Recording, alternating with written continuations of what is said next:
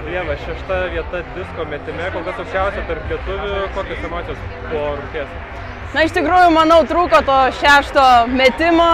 Tikrai, manau, galėjau geriau pasirodyti, norėjau mesti virš 60. Labai trūko mamos trenerės, tai tikrai, manau, būtumėm sugebėję, na, tikrai geriau numesti, manau, būčiau tikrai į tą finalą pakliuvus.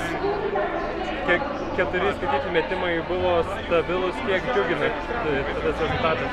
Na, aš norėčiau, kad jie stabilus būtų virš 60 visi, tai iš tikrųjų gerai, na, prieš disko metimą rutulį stumiau, tai tikrai buvo karšta, tikrai jau jaučiausi pavargusi, bet kitos sportininkės irgi sunkiai mėtė, tai iš tikrųjų tikrai šiek tiek gaila, nes manau, kad tikrai galėjau dar daugiau taškų komandai gauti.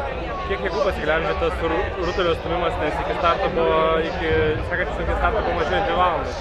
Na, iš tikrųjų, sunku dalyvauti rungtyje, kai galvoji apie kitą rungtį, tai rutulį tikrai tikėjausi daug geresnio pasirodymo, tikrai šiek tiek net sarmata su 14 metrų, bet pagal rezultatą aš tikrai ten nieko labai nebūčiau ir įrodžius, tai iš tikrųjų stengiausi labai nepersistengti ir pavyko tik tai 2 metimus stumimus padaryti, nes iš tikrųjų galvojau dar 3 spėsiu, bet jau žiūriu, kad man jau reikia į disko kolrumą bėgti.